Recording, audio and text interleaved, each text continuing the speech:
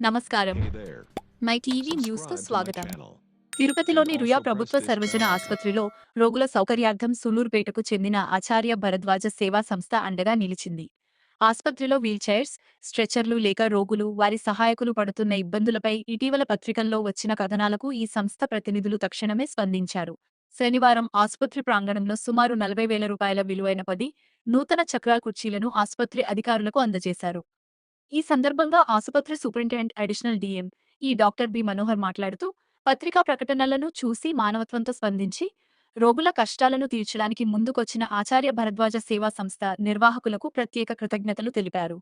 ఈ సంస్థ కేవలం వస్తురూప సహాయమే కాకుండా ముఖ్యంగా మరణానంతరం నేత్రదానం ద్వారా కంటిచూపు లేని ఇద్దరు వ్యక్తుల జీవితాల్లో వెలుగులు నింపుతూ చేస్తున్న సేవలు ఎంతో అభినందనీయమని కొనియాడారు.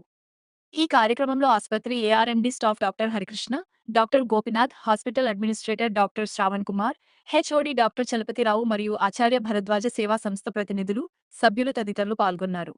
సూపరింటెండెంట్గా బాధ్యతలు తీసుకున్న తర్వాత సూలూరుపేట ఆచార్య భరద్వాజ సేవా సంస్థ వాళ్ళు ఎంతో సహృదయంతో గవర్నమెంట్ రుయా సర్వజన వైద్యశాలకి పేపర్లో చూసిన చిన్న కటింగ్కి బాగా స్పందించి అక్కడ నుంచి ట్రావెల్ చేసి మనకు 10 వీల్ చైర్స్, పేషెంట్ సౌకర్యార్థం 10 వీల్ చైర్స్ ఇచ్చారు.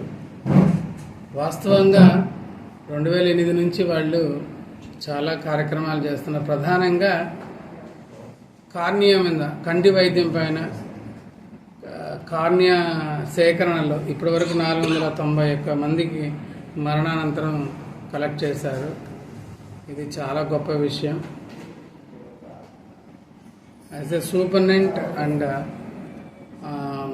On behalf of faculty, staff, superintendent మీ అందరికీ ఆచార్య భరద్వాజ సేవా సంస్థకు సంబంధించిన ప్రతి ఒక్కరికి, సభ్యులందరికీ పేరు పేరున ధన్యవాదాలు తెలియజేసుకుంటున్నాను. జై హింద్.